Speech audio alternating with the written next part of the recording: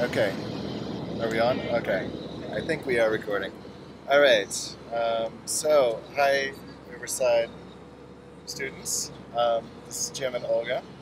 We are on an airplane flying back from Mexico, and we wanted to give you some feedback on your Identity Toolkit, which we spent a lot of time reading. There we go. Here's one of them. Identity poems, etc. Um, and anyways, let's see how this works. Hi guys, it's us again. Hi. Happy Halloween. Yay! They wouldn't let us film the rest of the movie on the plane, so we're back again. We're in San Francisco, and we wanted to give you some feedback on your Identity Toolkit. It was amazing. It was really great. We read it, and we have done some of the activities because they're so fun. They look so great. So it was really awesome. Yeah, and first we wanted to give you a shot of where we are. We're in San Francisco. So here's the city from our roof right here. You can see Golden Gate Bridge of San Francisco in the background up over there. Just barely, maybe. Okay, so here we are. Thank you so much for sending the toolkit. We shared it with other members of the design school, and we got some awesome feedback for you. So we hope it really helps you, and we will look forward to new chapters. Yeah, so first we just had some general feedback on some aspects that covered the whole toolkit. The first thing is we really wanted to get a sense of what the entire flow of the Identity Toolkit was. If you could provide a table of contents, and then perhaps a visual map of all of the activities that you developed so far and what your rationale is for them. What are you teaching? Maybe there's 5 key ideas that you're teaching about identity. Show us how each one of these activities supports those ideas in a visual map. And then perhaps you can identify areas that you haven't worked on that you want to explore. Another area we thought would be interesting, it has to do with media, different types of media, for example, music, movies, books. You focused on poetry, which was great, legacy, people you respect. But another really important aspect of our lives has to do with, for example, television and advertising. So how does that factor into creating an identity or developing an identity? So it would be really interesting to explore different activities that focus on that. Yeah, specifically advertising. Like, advertisements are made to make us feel a certain way about ourselves, and oftentimes that's negative. So it would be really great if you could give kids the tools to deconstruct some advertisements, to take them apart and say, what is this advertisement doing? How is it making me feel about myself? How can I be a more literate consumer of advertisements? Yeah, so now we're going to go into more details on each chapter. Oh wait, we have one other thing. We do? Stereotypes. Oh yes, I forgot. So the other thing that we really wanted you to explore, hopefully in future activities, is stereotypes and how they shape our perceptions of our own identity and the identity of others. And this is a really powerful thing. We all walk through the world with stereotypes about other people. It would be great if you could do some activities to help kids understand what stereotypes they have, what stereotypes other people have, and how to, once again, take apart those stereotypes, deconstruct them, and maybe be more sensitive, compassionate people.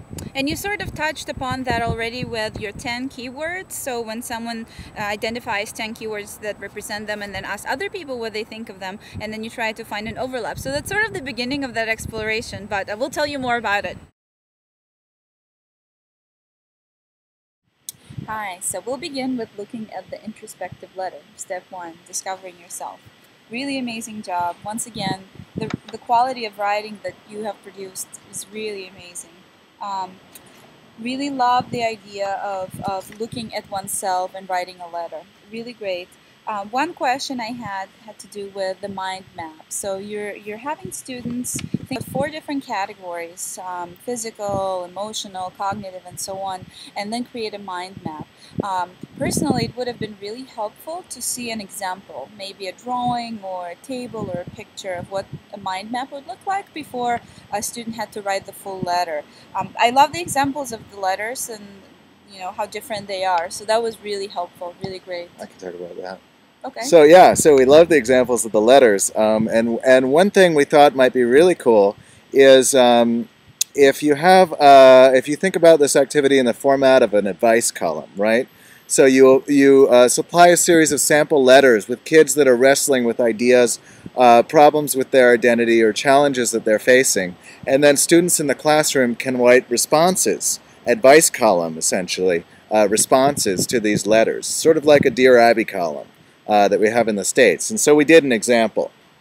This one reads, Dear Abby, I'm an 8th grade student and I'm not confident about the sound of my voice. Every time I say something, it comes out all squeaky, and all my fellow students laugh at me. I wonder what should I do? Please help me. Signed, Squeaky and Surat. So that was great. Yeah, so then the students can write responses to this and provide it, maybe more targeted towards identity. But this would be a really nice, safe way to explore the question of identity in the classroom. So another technique we wanted to share with you that we use at the design school at Stanford has to do with 5 whys. So you ask yourself a question, why, 5 times. So for example, Jim wants to be a better public speaker. And I would ask him, why? Well, because I want to express my point of view. Why? Because I want my opinion to count. Why is that, Jim?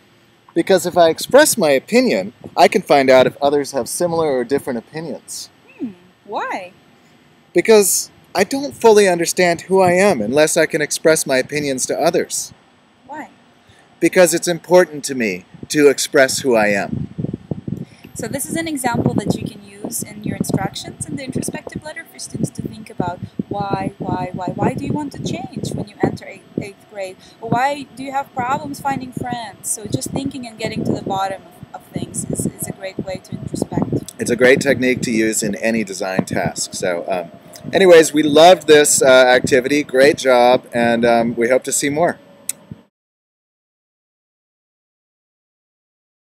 Okay, so the next one that we're going to be looking at is the Legacy Toolkit, which once again was amazing. We're so interested in this because legacy is such a powerful word. But here we also had a question because I don't think that it's a word that necessarily translates well to other cultures without an explanation. So I think that the strongest thing that you could do to improve this would be to provide examples of what legacies are. And I think you could think very broadly in this. People create buildings that are their legacy, that are statements of who they are, that are lasting monuments to their lives. Likewise, art, literature, all these different domains, people have legacies. So actually providing these examples will give students a lot of ideas of ways that they can do this activity. We love that you were having people list the 10 qualities that define their legacy and then talking to their teachers and their parents, surveying that stuff. You're generating a lot of information. How about sharing everything in the class up on the board so we can see how different people's legacies overlap, how these words are shared between different people. We thought that was a great idea. And also, we loved the long narrative story in here. But we'd also like to see maybe a visual representation of what some of these stories could be. For example, a family tree project. So have students design a family tree that shows what their family legacy is. Do you have some comments? Well, I just got to say that I love the comics that you put on the front page. It's really great. I mean, that is an example in a way as well. So we love it. Great job. Okay, good job.